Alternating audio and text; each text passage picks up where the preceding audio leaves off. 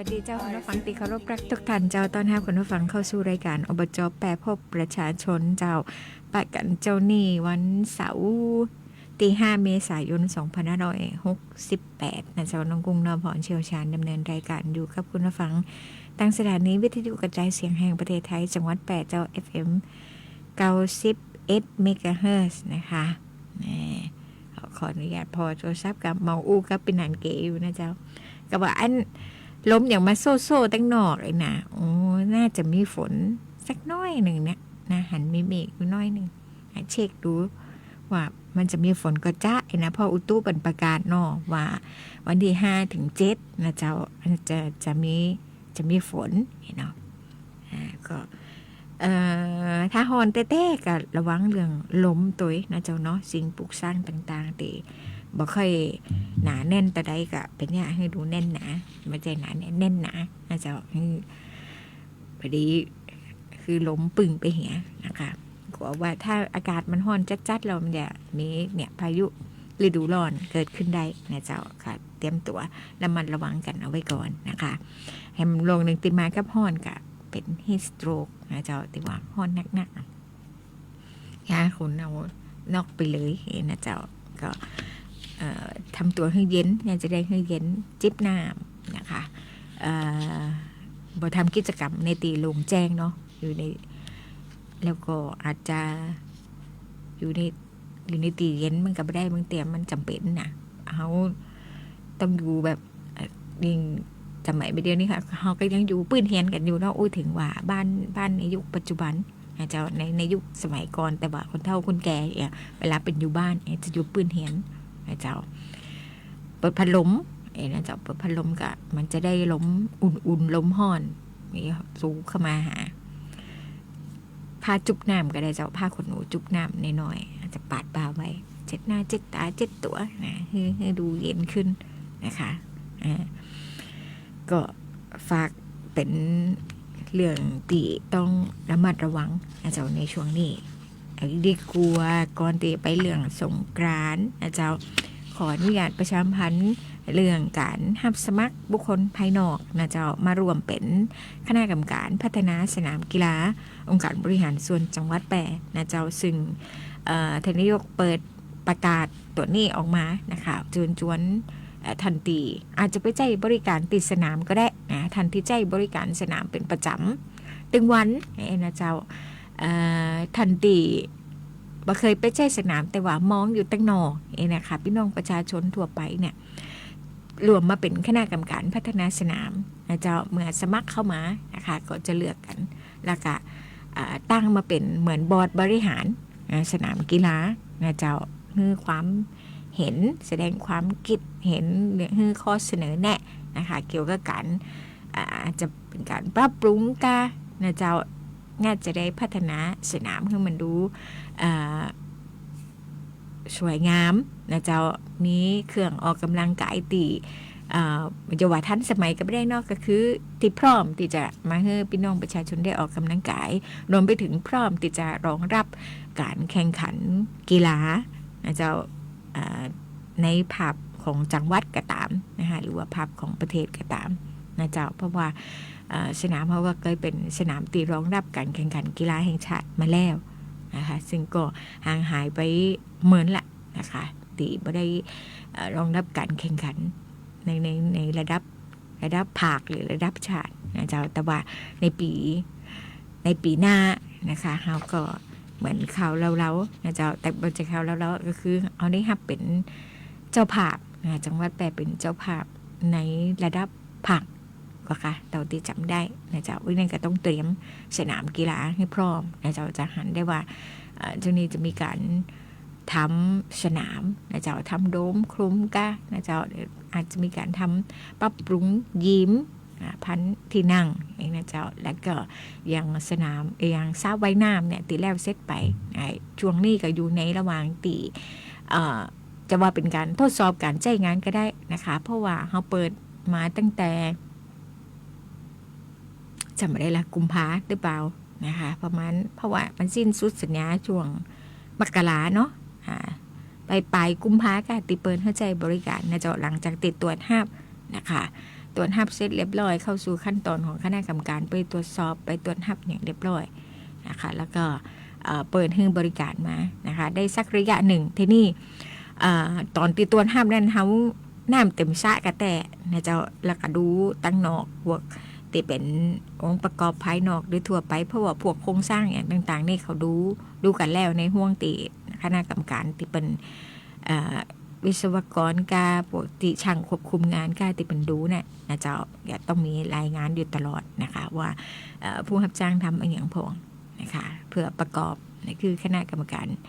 พิจารณานะเจ้าในส่วนของการตรวจรับกับตรวจรับเสร็จเรียบร้อยแล้วนะคะโอ้กระเบื้องปูเสมอกันดีนะคะพวกหูนะวันนี้วิชาชีพเกี่ยวกับช่างนั่นคงกับคิดเอานะเจ้าว่ามันจะต้องตรวจอย่างพองก็ตรวจตามตีTOI ที่เขียนไปนะคะ TOI เขียนไปสัญญาจ้างไอ้เดนะเขียนไปแล้วนะคะที่นี่การตรวจสอบหลังจากการจ่ายงานเนี่ยเกิดว่ามันมีปัญหาอย่างขึ้นมานะคะผู้รับจ้างก็ยังอยู่ในช่วงตีประกันสัญญาผู้รับจ้างก็ต้องมาซ่อมมาปรับเจ้าคือมันดีนะคะพร้อมที่จะให้บริการเหมือนกันนะคะจะถือว่าช่วงนี้เป็นช่วงระยะของการทดสอบการจ่ายงานก็ได้นะคะน้ำตีใส่เข้าไปนะคะการใส่น้ำก้ากันกระเบื้องตีปูไปแล้วตีอยู่ตั้งปืนพอเวลาอย่างใส่น้ำไปเหมือนมันจะเขาห้องว่าอย่างก็มันจะดีดขึ้นมาก่อนนี่นะเจ้าถ้ามันบ่มีปัญหาก็แล้วไปนะคะแต่ถ้ามันมีปัญหาก็ผู้รับจ้างก็ต้องมาแก้ไขให้เหมือนเดิมนะคะก็ดีใจเจ้าเวลาขับรถผ่านไปตีสนามในช่วงแมลงนะคะผ่านสระว่ายน้ำจะหันอัศจรรย์ขึ้นไปก็จะมีผู้ปกครองมารอน้องๆนะคะว่ายน้ำในช่วงฤดูร้อนนี่นะคะอาการร้อนๆกับมาว่ายน้ำเอาอู้ถึงเรื่องของคณะกรรมการพัฒนาสนามพี่นั่นแล้วนะคะก็เชิญชวนนะเจ้าเชิญชวนทันตีอาจจะใจบริการสนามกีฬาอยู่นะคะหรือประเมพี่น้องประชาชนโดยทั่วไปนะคะมาร่วมสมัครกันเป็นคณะกรรมการพัฒนาสนามกีฬาองค์การบริหารส่วนจังหวัดแปะพอดีเป็นบอร์ดในการพัฒนานะคะสนามกีฬานะเจ้าเพื่อที่จะรองรับการออกกำลังกายของพี่น้องประชาชนรวมไปถึงการจัดการแข่งขันกีฬาในภาคของจังหวัดกระตามในภาคของระดับภาคระดับประเทศกระตามนะคะสามารถติดต่อสมัครติดของการศึกษาศาสนาและวัฒนธรรมนะคะแล้วหรือว่าบน Facebook ขององค์การบริหารส่วนจังหวัดแปะปักมุดไปฮือนะเจ้ามีแบนเนอร์ประกาศรับสมัครแล้วก็มีตัวประกาศนะคะมีตัวใบสมัครนะเจ้าให้ดาวน์โหลดหรือว่าเป็น QR code นะคะท่านสแกนเข้าไปแล้วก็ไปกรอกใบสมัครผ่านGoogle Form นะคะผ่านในระบบก็ได้อันนั้นก็จะจัดเก็บข้อมูลนะเจ้าถ้าหากว่าสนใจก็เข้าไปสมัครกันได้นะคะบ่ได้มีอันนี้เป็นเหมือนงานอาสานะคะเป็นบอร์ดพัฒนาสนามคือคำแนะนำคือข้อคิดเห็นว่าอันไหนควรปรับปรุงอันไหนควรพัฒนาจะพัฒนาไปในทิศทางใดนะคะอันไหนจะต้องแก้ไขอันไหนที่ทำดีแล้วก็คงไว้หรือว่าพัฒนาให้ดียิ่งขึ้นนะคะเชิญชวนนะเจ้ามาช่วยกัน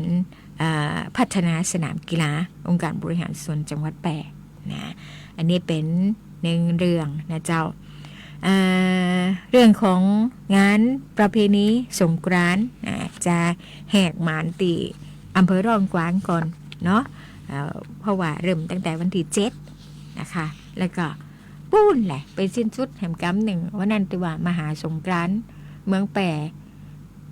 เต่าตีจำได้น่าจะสิ้นสุดตีแห่น้ำจ้างตีนาพูนนะเจ้าเต่าตีจำได้วันที่ตะหือบ่หัวแต่ว่าวันที่7ถึง9เนี่ยเริ่มแน่นอนตีอำเภอร่องขวางนะคะด้วยงานสืบสานประเพณีทำผ่านนางคอยนะเจ้าซึ่งก็ตั้งอบจ.แปะรวมกับอำเภอร่องกวางนะเจ้าสำนักงาน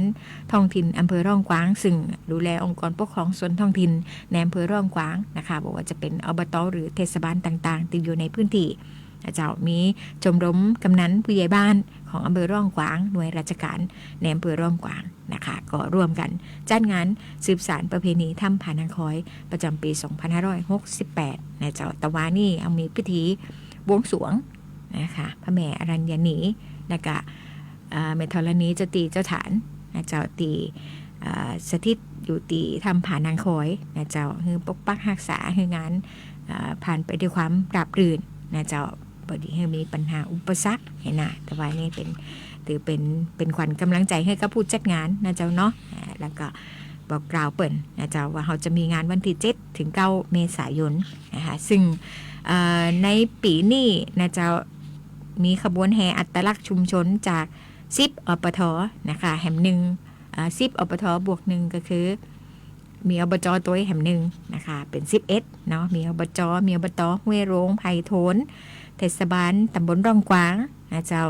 อบตแม่ยางตานแม่ซ้ายแม่ยางร่องกวางเทศบาลตำบลบ้านเวียงอบตแม่ยางฮ้อแล้วก็อบตน้ำเหลา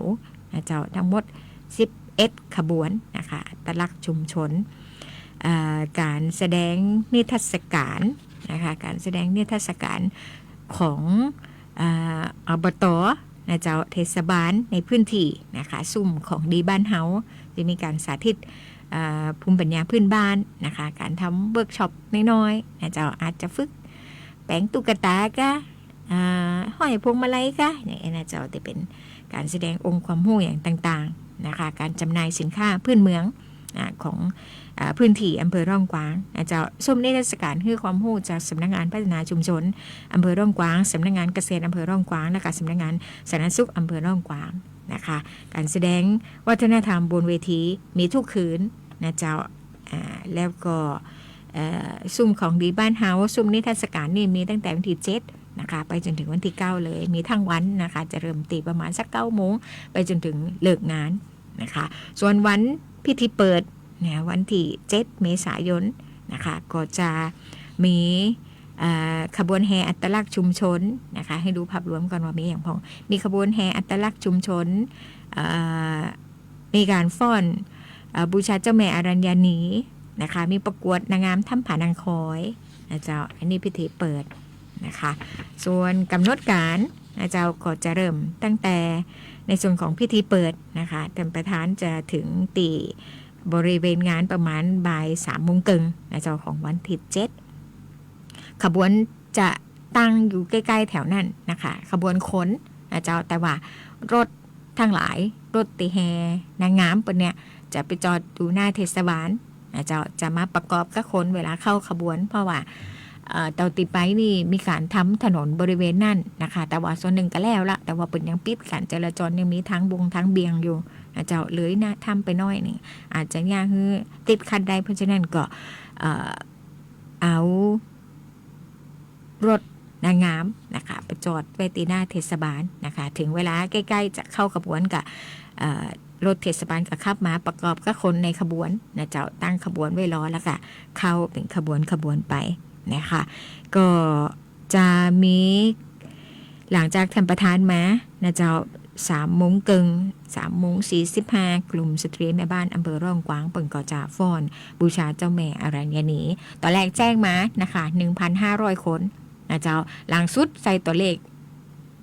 ในองค์มือมาแหมนะคะเป็น 1,650 คนนะคะยาวสุดตั้งแต่จะว่าปากทางเข้าไปถ้ำผานังคอยนะเจ้าไปจนถึงไหนปุ่นนะคะ 1,650 คนนะเจ้ากลุ่มสตรีแม่บ้านอำเภอร่องกวางนะคะให้ไล่สำคัญเลยอยากจะเชิญชวนทุกท่านไปแอลนะคะให้กำลังใจให้ครับทางอำเภอร่องกวางตัวนะคะติดเปิดจัดงานขึ้นมานะคะ4 โมงจะเริ่มเคลื่อนขบวนแรกเข้าสู่บริเวณงานจนครบ11 ขบวนนะคะคืออบตในพื้นที่เข้าก่อนแล้วก็ขบวนอบจจะปิดท้ายนะคะหลังจากนั้นจะเป็นพิธีเปิดงานนะคะพิธีเปิดงานประมาณ6 โมงแลงนะเจ้าจะมีหลังจากเปิดงานเสร็จก็จะมีการประกวดนางงามถ้ำผานังคอยประกวดนางงามถ้ำผานังคอยในคืนนั้นนะคะส่วนวันอังคารที่8นะคะนิทรรศการมีอยู่เหมือนเดิมนะเจ้าตั้งแต่เจ้าเป็นต้นไปนะคะ กิจกรรมบนเวทีจะเริ่มมาแล้งหลังจาก6 โมงแล้งเป็นต้นไปนะคะวันที่8จะเป็นการประกวดร้องเพลงนักร้องท้องถิ่นนักร้องท้องถิ่นเสียงทองทั้งหลายนะเจ้าว่าจะเป็นอบตหรือเทศบาลก็จะส่งนักร้องเข้ามาประกวดกันนะเจ้าวันที่9 เมษายนจะเป็นการประกวดนักร้องท้องถิ่นนะคะท่านกำนันผู้ใหญ่บ้านไม้ทองคำทั้งหลายนะเจ้าก็ประกวดตั้งแต่6 โมงแรงเป็นต้นไปเหมือนกันนะคะเป็นกิจกรรมบนเวทีนะเจ้าแล้วจันชมรมตั้งชมรมกำนันผู้ใหญ่บ้านอำเภอร่องกวางนะคะเปิ่นก็ได้ติดต่อวงดนตรีนะคะเดอะเพอเนี่ยมาคืนวันที่9นั่นนะเจ้าในส่วนของเวทีดนตรีตีอยู่ด้านแหมด้านหนึ่งนะเจ้ามีกิจกรรมนั่นนะคะก็เชิญชวนไปแอลกันนะเจ้าวันที่7 ถึง 9 เมษายนตีบริเวณร้านอเนกประสงค์ถ้ำผานังค้อยบ้านผาหมูอำเภอร่องกวางนะเจ้านี่เป็นเรื่องของถ้ำผานางนะคะดูเรื่องของประกาศสงกรานต์ปีนี้นะเจ้านางสงกรานต์มีน้ำว่านางทุงสะเทวีเสด็จสายญาติรับเนตรมา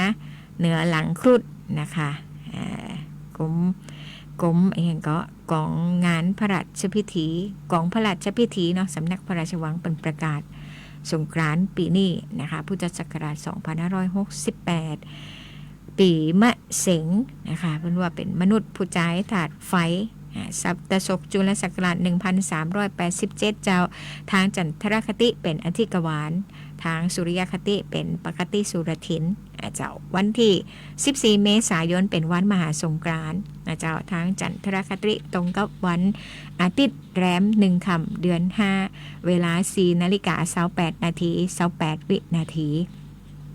นางสงกรานต์นามว่าทุงสะเทวีเจ้าทรงภาวรัตทัดดอกทับทิมอาพรแก้วปัทมราคะนะคะภักษาหารอุทุมพรหรือว่ามาเดือ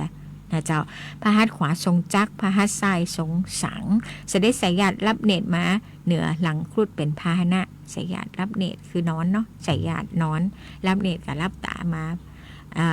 ขี่ครุฑมานะเจ้าวันที่ 15 เมษายนเวลา 8:27 นาที 36 วินาทีเปลี่ยนจุลศักราชใหม่เป็น 1387เจ้าปีนี้เป็นว่าวันศุกร์เป็นธงชัยวันศุกร์เป็นอธิบดีวันพฤหัสบดีเป็นอุบาทวันอาทิตย์เป็นโลกาวินาศนะคะปีนี้วันพุธเป็นอธิบดีฝนบันดาลให้ฝนตก605เจ้าตกในโลกมนุษย์65ตกในมหาสมุทร125ตกในป่าไม้หิมพานต์185ตกในเขาจักรวาล245นาคน้ำ5ตัวนะเจ้าเกณฑ์ธัญญาหารได้เศษ6จื่อลาภะเป็นว่าเข้ากล้าในนาเข้ากล้าในภูมินาจะได้ผล9 ส่วนเสีย1 ส่วนแสดงว่าดีนะเจ้าเนาะธัญญาหารพลาหารมัจจะมังสาหารจะบริบูรณ์อุดมสมบูรณ์ประชาชนทั้งหลายจะเป็นสุขสมบูรณ์และเกณฑ์ธาราที่คนตกราศีอาโปราศีอาโปเป็นวงเล็บมาว่าเป็นน้ำนะคะเป็นทำนายไว้ว่าน้ำจะหนักเนาะทีนี้เพิ่งฝนมาเร็วอยู่นะคะนี่เป็นงานสืบสานประเพณีถ้ำผานางคอยแล้วก็แถมประกาศสงกรานต์ให้แหมน้อยหนึ่งเจ้าแต่ว่านี่มีพิธี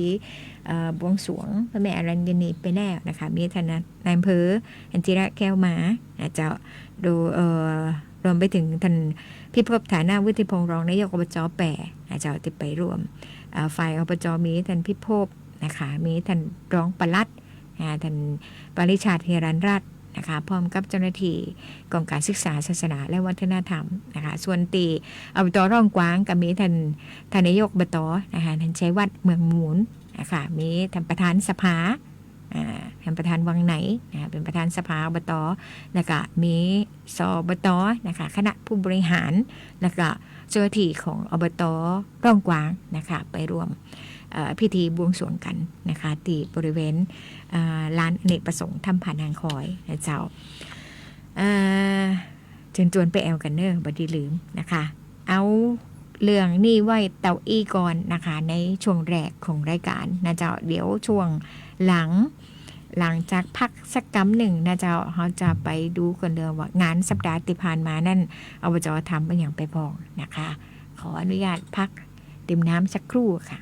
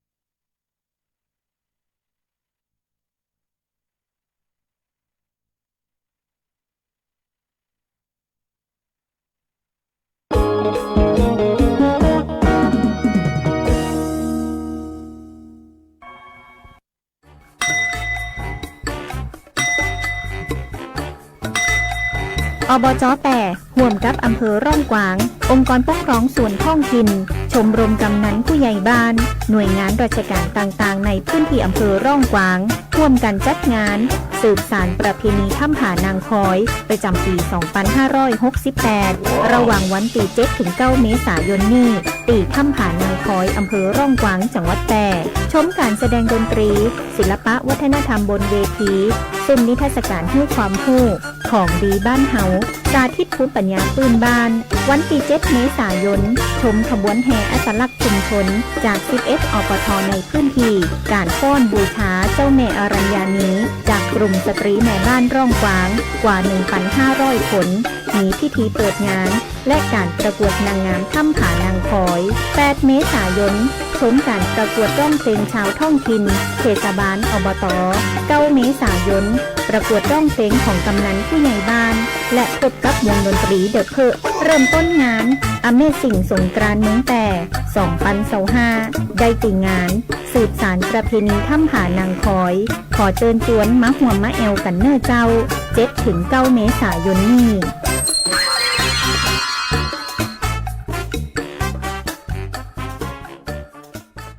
องค์การบริหารส่วนจังหวัดแปรขอความห่วมมือปีจ้าอย่าเผามาเอานะเจ้ามาเอานะเจ้าอย่าเผาทำลายบ่อเผาลดหมอกควันลดฝุ่นจิ๋ว PM 2.5 ลดผลกระทบต่อสุขภาพประชาชนลดภาวะโลกร้อนลดผลกระทบต่อเศรษฐกิจและการท่องเที่ยวลดผลกระทบต่อทรัพยากรธรรมชาติและสิ่งแวดล้อมบ่อเผาหมู่เฮาช่วยกันได้บ่อเผาในทุกพื้นที่เผาแล้วผิดกฎหมายโดนปรับหรือจำคุกหรือตึงจำตึงปรับพบเห็นการเผาแจ้งกำนันผู้ใหญ่บ้านท้องถิ่นท้องที่หน่วยงานเจ้าของพื้นที่หรือโทร191จังหวัดแปรประกาศห้ามเผาโดยเด็ดขาดทุกพื้นที่หยุดเผาหยุดฝุ่นเพื่อคุณเพื่อเฮาด้วยความห่วงใยจากองค์การบริหารส่วนจังหวัดแปรพี่เบิ้มอบตพี่ปอพี่ดำพี่สีพี่น้ำเฮามาช่วยกันโรงพยาบาลชุมชนการแพทย์แผนไทยและการแพทย์ทางเลือกองค์การบริหารส่วนจังหวัดแพร่เปิดให้บริการดูแลสุขภาพนวดพอกอกนวดรักษาแผนไทย90นาทีนวดแผนไทยนวดเท้าประคบร้อนบรรเทาอาการปวดเมื่อยคลายกล้ามเนื้อข้อเข่าสมุนไพรรักษาข้อฝืดข้อเข่าเสื่อมข้อนิ้วข้อเท้าลดอาการปวดด้วยสมุนไพรเปิดให้บริการในทุกวันจันทร์อบไอน้ำสมุนไพรรักษาระบบทางเดินหายใจกระตุ้นการไหลเวียนของโลหิตลดการปวดเมื่อยกล้ามเนื้อขับน้ำข่าวปลาแม่หลังคลอดเปิดให้บริการในทุกวันอังคารบรรเทาอาการปวดเมื่อยคลายกล้ามเนื้อผู้มาใช้บริการให้นำบัตรประจำตัวประชาชนมาด้วยทุกครั้งใช้สิทธิ์เบิกจ่ายตรงข้าราชการสิทธิ์ประกันสังคมหรือสิทธิ์บัตรทองในจังหวัดแพร่สิทธิรัฐวิสาหกิจหรือชำระเงินสดติดต่อจองคิวรับบริการเวลา 8:30 นาทีถึง 16:30 นาทีเว้นวันหยุดนักขัตฤกษ์โทร 054-523-338-9กลับมาช่วงที่2ของรายการอบจ.แปะพบประชาชนนะเจ้าในสัปดาห์ที่แล้วกิจกรรมหรือว่างานต่างๆที่อบจ.ได้ทำนะเจ้าเครื่องจักรนี่ยังทำทุกวันนะคะเดี๋ยวจะเล่าให้ฟังว่าตารางเครื่องจักรอยู่ไหนพอนะคะวันที่31 มีนาคมนะเจ้ากิจกรรมจิตอาสาตีอบจ.ไปร่วมมี2ตีนะคะมีวันที่31 มีนาคมเป็นกิจกรรมจิตอาสาเนื่องในวันที่ระลึกพระบาทสมเด็จพระนางเกล้าเจ้าอยู่หัวนะคะตีวัดหนองมงไคนะเจ้าวัดหนองมงไคแล้วก็วันนั้นมีคุณป้าสุรีธาประเสริฐนะเจ้าเลขานุการนายกองค์การบริหารส่วนจังหวัดแปรพร้อมกับเจ้าหน้าที่นะคะไปรวมกิจกรรมกันที่วัดหนองมงไค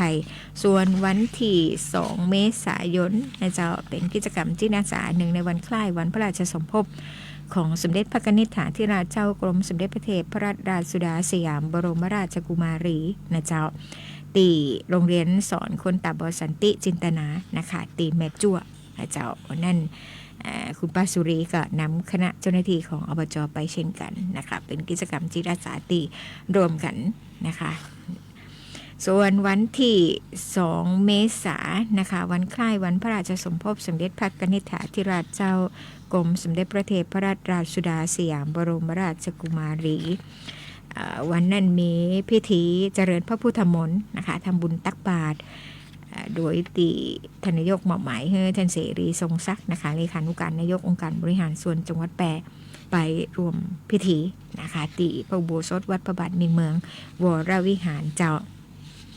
ย้อนไปที่31 มีนาคมเจ้าวันนั้นเจ้ามีการประชุมสภานะคะซึ่งเขาก็ได้ถ่ายทอดผ่านทาง Facebook Live ของอบจแปะนะคะให้กับคุณผู้ชมได้รับชมเจ้าติดตามนะคะเรื่องของสภาเวลามียติอันอย่างเข้านะคะก็จะได้รับทราบกันวันนั้นมีการประชุมสภาสมัยประชุมสามัญสมัยแรกครั้งที่2นะเจ้าประจำปีพศ 2568นะเจ้าซึ่งก็มีเรื่องตีประธานแจ้งต่อตีประชุมนะคะเผอิญว่าวันที่1ท่านประธานแจ้งว่าวันที่1 เมษายนมีปปช.เปิดจัดอบรมนะคะการยื่นบัญชีทรัพย์สินตีโรงแรม8 นครานะคะก็แจ้งให้คณะผู้บริหารนะคะรวมไปถึงสมาชิกสภาองค์การบริหารส่วนจังหวัดคือไปรวมนะคะในการในการฝึกอบรมนะคะการยื่นบัญชีทรัพย์สินให้ชี้แจงการยื่นบัญชีทรัพย์สินติมแรม8 นครานะคะระเบียบวาระที่2เป็นการรับรองรายงานการประชุมนะคะก็จะมีอยู่2เรื่องนะคะรับรองรายงานการประชุมสภาในครั้งแรกนะคะเมื่อวันจันทร์ที่10 มีนาคมและการรับรองรายงานกับประชุมสภาสมัยประชุมสามัญสมัยแรกนะคะประจำปีพศ 2568 เมื่อวันศุกร์ที่ 14 มีนาคม 2568ค่ะส่วนระเบียบวาระที่3กระทู้ถามบ่มีนะเจ้าระเบียบวาระที่4เรื่องตีคณะกรรมการตีสภาท้องถิ่นตั้งขึ้นเพื่อพิจารณาเสร็จแล้วก็บ่มีเช่นกันก็จะไปตีระเบียบวาระที่5เป็นเรื่องตีเสนอใหม่นะคะเสนอโดยฝ่ายบริหารของอบจนะคะก็คือท่านนายกเสนอเข้าไปให้สภาให้ความเห็นชอบนะคะก็จะมีทั้งเรื่องของรายงานแสดงผลการปฏิบัติงานตามนโยบายของนายกองค์การบริหารส่วนจังหวัดในปี 2567 ที่ผ่านมานะคะแล้วก็เรื่องประกาศใช้แผนพัฒนาท้องถิ่นพศ 2566 ถึง 2570 ฉบับเพิ่มเติมครั้งที่ 1 พศ 2568 องค์การบริหารส่วนจังหวัดนะคะนอกเหนือจากนั้นก็จะมีขอเสนอยติการแก้ไขเปลี่ยนแปลงคำชี้แจงงบประมาณรายจ่ายเงินสะสมนะคะค่าครุภัณฑ์วิทยาศาสตร์หรือการแพทย์นะเจ้ามีเปลี่ยนแปลงคำชี้แจงงบประมาณรายจ่ายของปีงบประมาณ 2567 ปี 2568 นะคะแล้วก็โอนเงินงบประมาณรายจ่ายประจำปี 2568 แก้ไขเปลี่ยนแปลงคำชี้แจงงบประมาณรายจ่ายเจ้าประจำปี 2568 นะคะนี่เป็นเหมือนกับงานรูทีนทั่วไปนะคะเรื่องของงบประมาณที่เป็นติดจะเกี่ยวข้องกับครุภัณฑ์ที่ดินและสิ่งก่อสร้างนะคะที่ต้องเสนอยติเข้าสภาเพื่อให้ความเห็นชอบนะคะใดๆแล้วถ้ามีการเปลี่ยนแปลงอย่างก็ปริมาณคุณภาพหรืออย่างที่เป็นการเปลี่ยนแปลงนะคะของครุภัณฑ์และสิ่งก่อสร้างนั้นๆนะเจ้าจะต้องเป็นอำนาจของสภาในการอนุมัติให้ทำนะเจ้าเรื่องที่8นั่นเป็นเรื่องของการเสนอขออนุมัติยกเลิกโครงการใช้จ่ายจากเงินสะสมนะคะปีงบประมาณ 2567 ซึ่งท่านนายกได้อธิบายในที่ประชุมบอกว่าเป็นโครงการตีอปทเป็นเสนอมานะคะแล้วเป็นขอไปหลายหน่วยงานแล้วปรากฏว่าเปิ่นไปได้ตีหน่วยงานหนึ่งแล้วนะคะแล้วเปิ่นกระทำไปแล้วเพราะฉะนั้นก็ตีเฮาเนี่ยก็ขอยกเลิกเงินสะสมนั่นไปนะคะเพื่อที่ให้เป็นประโยชน์นะเจ้ากับอปทอื่นๆนะส่วนเรื่องที่9นะคะเป็นเรื่องของขอความเห็นชอบในการจ่ายอาคารเฮียนองค์การบริหารส่วนจังหวัด84/12 สน.สท.สำหรับให้บริการตรวจรักษาผู้ป่วยที่เข้ารับการรักษาของโรงพยาบาลแปะและก็เปลี่ยนแปลงวัตถุประสงค์การใช้งานของอาคารเรียนนะคะท่านอาจจะแปลกใจว่าอาคารเรียนอบจ.มีอาคารเรียนตรงไหนนะคะอาคารเรียนที่เขาได้งบจากกรมส่งเสริมการปกครองท้องถิ่นมานะเจ้าจะถ้าท่านเข้าไปในสนามกีฬานะคะจะมีอาคารแห่ม2อาคารแล้วก็มีโรงยิมนะอยู่ด้านซ้ายเหมือนกันถ้าเข้าตั้งประตูสระว่ายน้ำท่านจะสังเกตนะเจ้าว่า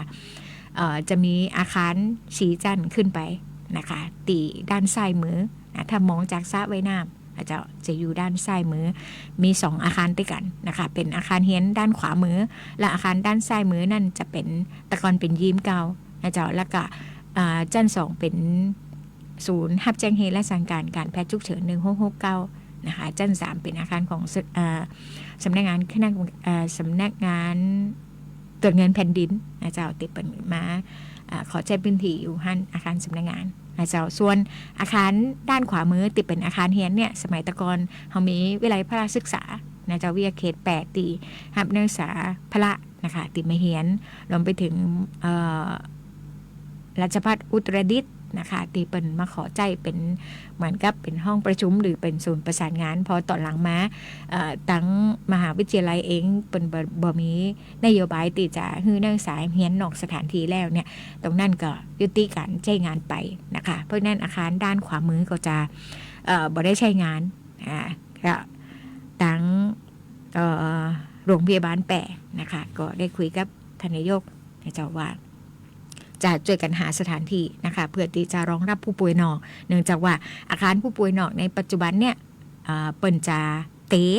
นะคะจะเตะเปิ่นจะสร้างอาคารใหม่บริเวณนั่นซึ่งทางโรงพยาบาลแปได้รับเขาห้องว่าได้รับเงินสนับสนุนนะคะได้รับการสนับสนุนจากมูลนิธิรักป่าน่านนะเจ้าเปิ่นจะมาสร้างอาคารผู้สูงอายุครบวงจรและห้องผ่าตัดนะคะเตรียมพื้นที่สำหรับสร้างอาคารผู้สูงอายุครบวงจรและห้องผ่าตัดซึ่งมีกำหนดระยะเวลาก่อสร้างประมาณ 1-2 ปีนะคะหรือจนกว่าการก่อสร้างจะแล้วเสร็จนะคะเพื่อที่เป็นการให้บริการด้านการแพทย์ของโรงพยาบาลแปะเป็นไปด้วยความต่อเนื่องและก็เป็นการอำนวยความสะดวกแก่พี่น้องประชาชนที่มาใช้บริการนะคะก็เลยขอความอนุเคราะห์ให้โรงพยาบาลแปะเข้าใจอาคารเรียนขององค์การบริหารส่วนจังหวัดแปะที่วางอยู่ซึ่งตั้งอยู่ภายในสนามกีฬาองค์การบริหารส่วนจังหวัดแปะเพื่อให้บริการตรวจรักษาผู้ป่วยที่เข้ารับการรักษาของโรงพยาบาลแพทย์ตั้งแต่เดือนมิถุนายน 2568 นะคะจนกว่าการก่อสร้างอาคารผู้สูงอายุครบวงจรและห้องผ่าตัดจะแล้วเสร็จทั้งนี้อาคารดังกล่าวเดิมมีวัตถุประสงค์เพื่อใช้ในการเรียนการสอนที่เกี่ยวข้องกับภารกิจขององค์การบริหารส่วนจังหวัดแปะนะคะแต่เนื่องจากการใช้ประโยชน์ในการนี้นะคะจะเกี่ยวกับงานสาธารณสุขนะคะก็คือบริการตรวจรักษาผู้ป่วยก็ขอเปลี่ยนแปลงวัตถุประสงค์ในการใช้ประโยชน์ของอาคารแห่งนี้นะคะจากเดิมเพื่อใช้ในการเรียนการสอนมาเป็นเพื่อใช้ในการสาธารณสุขนะคะทั้งนี้เพื่อให้การปฏิบัติทำไมต้องขออนุญาตสภาอาจารย์ยกตัดสินใจได้เลยมันก็ บ่ได้นะคะมันจะต้องเป็นไปตามระเบียบนะคะเพื่อให้เป็นไปเขาห้องว่าเพื่อให้การปฏิบัติเป็นไปตามระเบียบกระทรวงมหาดไทยว่าด้วยการพัสดุของหน่วยการบริหารราชการส่วนท้องถิ่นพ.ศ. 2535นะเจ้ารวมทั้งฉบับแก้ไขเพิ่มเติมโดยเป็นกำหนดไว้ว่าการให้บุคคลใดใช้ประโยชน์หรือทรัพย์สินใดๆอันเกี่ยวกับพัสดุประเภทที่ดินหรือสิ่งก่อสร้างของหน่วยการบริหารราชการส่วนท้องถิ่นต้องได้รับความเห็นชอบจากสภาหน่วยการบริหารราชการท้องถิ่นนั่นและตามหนังสือกระทรวงมหาดไทยนะเจ้าลงวันที่ 8 กุมภาพันธ์ 2554 เรื่องหลักเกณฑ์เกี่ยวกับการบริหารใช้ประโยชน์จากทรัพย์สินขององค์กรปกครองส่วนท้องถิ่นนะคะข้อหนึ่งในวรรคที่ 2 เป็นกำหนดไว้ว่ากรณีที่มีความจำเป็นจะต้องปรับเปลี่ยนวัตถุประสงค์การใช้ประโยชน์จากทรัพย์สินเดิมหากพิจารณาเห็นว่าจะง่ายให้ได้ใช้ประโยชน์มากขึ้นก็เป็นอำนาจอนุมัติของผู้บริหารท้องถิ่นแล้วเสนอให้สภาท้องถิ่นทราบนะเจ้าอันนี้ก็ขอท่านนายกก็ขอเสนอยติให้สภาจะขอยติขอเสนอความเห็นชอบอนุญาตให้โรงพยาบาลแปะเนี่ยจ่ายอาคารเฮียนสีจันของอบจ.นั่นนะคะสำหรับการตรวจรักษาผู้ป่วยตีจะเข้ารับการรักษาของโรงพยาบาลแปะและก็เปลี่ยนแปลงวัตถุประสงค์ซึ่งสภาก็อนุมัตินะเจ้านั่นเป็นอาคารเฮียนสีจันนะคะตรงบริเวณเวิ้งเข้าไปสมัยตะกอนจะเป็นกองช่างเก่านะเจ้าแล้วก็พอตอนหลังมากองช่างย้ายไปอยู่กอเปานะเจ้าตรงหันก็จะมีเหมือนกับอาคารโรงรถใหญ่ๆอยู่นะเจ้าก็ในอนาคตนะคะท่านนายกบอกว่าอาจจะปรับนะเจ้าให้เป็นติดจอดรถเพิ่มขึ้นนะคะรองรับสำหรับผู้มาให้บริการนะเจ้าเป็นมองแล้วว่าน่าจะเหมาะที่สุดแล้วนะคะเพราะว่าใกล้โรงพยาบาลเกิดกรณีมีการส่งต่ออาจจะตรวจรับผู้ป่วยนอกเซตกรณีตีต้องส่งต่อเนี่ยรถโรงพยาบาลอาจจะเปิดก็ได้ไปรับไปส่งได้ง่ายขึ้นแล้วก็ใกล้ตัวอาจจะนี่เป็นส่วนหนึ่งในการตีจะเป็นอาคารผู้ป่วยนอก นะคะให้กับโรงพยาบาลแปะนะคะในระหว่างติก่อสร้างอาคารผู้สูงอายุและก็ห้องผ่าตัดครบวงจรนะเจ้านี่ก็เป็นแฮมเรื่องหนึ่งนะเจ้าแล้วก็แฮมเรื่องหนึ่งสุดท้ายนะคะเรื่องยติขอความเห็นชอบอนุญาตให้ใช้พื้นที่ก่อสร้างอาคารบริการน้ำดื่ม OR นะคะในอัตราผลิต250 ลิตรต่อชั่วโมงตรงนี้จะไปสร้างตีโรงเรียนอบจ.แปะบ้านไผ่ย่อยนะเจ้าซึ่งท่านนายกได้เสนอยติขอความเห็นชอบให้หน่วยพัฒนาการเคลื่อนที่31สำนักงานพัฒนาภาค3หน่วยบัญชาการทหารพัฒนากองบัญชาการกองทัพไทยนะเจ้าใจพื้นที่โรงเรียนองค์การบริหารส่วนจังหวัดแปะบ้านไผ่ย่อยเพื่อดำเนินโครงการก่อสร้างอาคารบริการน้ำดื่มระบบRO นะคะอัตราการผลิต250 ลิตรต่อชั่วโมงนะเจ้าก็ใจระเบียบอ้างถึงระเบียบข้อเดียวกันนะคะการให้บุคคลได้ใจประโยชน์หรือทรัพย์สินใดๆอันเกี่ยวกับพัสดุประเภทที่ดินและสิ่งก่อสร้างนะเจ้าจะต้องขออนุญาตคือต้องได้รับความเห็นชอบจากสภาก่อนนะคะอันนี้ก่อนสภาก็ให้ความเห็นชอบเช่นกันท่านนายกได้อธิบายเพิ่มนะเจ้าว่าหลังจากที่เปิดมาแปลงเสร็จแล้วเนี่ยเปิดก็จะยกฮือกับเป็นทรัพย์สินของโรงเรียนต่อไปนะเจ้าอันนี้ก็เป็นเรื่องของการประชุมสภาองค์การบริหารส่วนจังหวัดสมัยประชุมสามัญสมัยแรกครั้งที่2ประจำปีงบประมาณ2568ถ้าท่านติดตามไลฟ์สดนะเจ้าของการประชุมสภาท่านก็จะได้เห็นเรื่องของการเสนอยตินะคะโดยท่านนายกและก็มีท่านสมาชิกสภาองค์การบริหารส่วนจังหวัดได้อภิปรายนะคะในยติต่างๆนะเจ้าโดยเฉพาะเรื่องของโรงพยาบาลนะคะซึ่งก็ค่อนข้างตีจะมั่นใจนะคะเพราะว่าโรงพยาบาลตีอยู่เดิมปังกายอยู่ใกล้ตีชุมชนเหมือนกันนะคะเป็นห่วงเรื่องของคนป่วยนะคนไปโรงพยาบาลก็ต้องเป็นโรคนะคะก็ต้องไปกลัวเชื้อโรคแผ่กระจายก็คนมาออกกำลังในสนามจะบ่มั่นใจก็นะคะมั่นใจได้เลยเพราะว่ามันจะเป็นแยกเป็นเอกเทศเข้าไปเป็นเวิ้งเป็นเอกเทศนะคะด้านข้างโรงยิมพันที่หนังเนี่ยนะจะบ่ได้อยู่เป็นส่วนเดียวทั้งหมดเหมือนมีรั้วรอบขอบชิดอยู่นะเจ้าในส่วนของอาคาร1669กับอาคารเฮียนสีจันทร์นี่นะคะไปตีเรื่องของอันตะเกตสภาอุไปแล้วเนาะเรื่องของการรับคณะศึกษาดูงานนะคะวันพุธพฤหัสที่ผ่านมาเนี่ยเจ้าก็ได้มีโอกาสรับคณะศึกษาดูงานจากองค์การบริหารส่วนจังหวัดกาฬสินธุ์นะคะโดยผู้อำนวยการกองช่างเนี่ยเจ้าของอบจ.กาฬสินธุ์พาเจ้าหน้าที่มานะคะมีหัวหน้าฝ่ายนี่ก็การสาธารณูปโภคเข้าใจมีในช่างโยธานะคะมี